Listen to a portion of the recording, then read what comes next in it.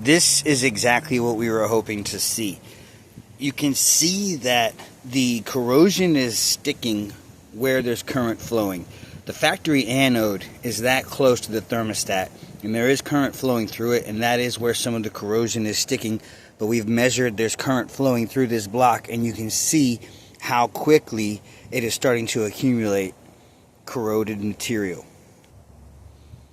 This side has done much better. You can see my anode is performing well. A lot of material is sticking to it, but because of the design of this engine and because we cannot remove all of the current, a small amount of residue is sticking inside the engine there.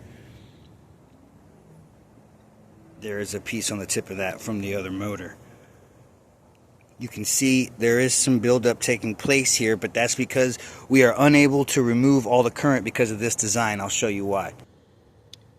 When the thermostat is sitting in this cup design, there is only 2 millimeters between the bulb on the bottom and the water jacket. That is actually the cylinder down there. So all that surface area being in such close proximity to the aluminum is why we are unable to remove all of the current with this anode the way that we would in a larger motor. But we will be doing this experiment again with some larger motors so that we can determine if we can totally stop the buildup of that material. But it is obvious that the material is wanting to stick to the places where the current is flowing.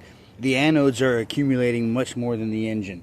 So if we were able to remove all of the current from this little engine with my anode, which the only way I could do is by putting a little flap to cover the bottom of that piece, but you can see there's so little space down there that would interrupt the water flow, which is why I can't do that with this particular motor.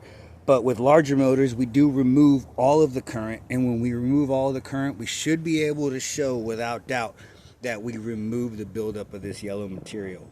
That is the corroded material, both from the engine and from my anode.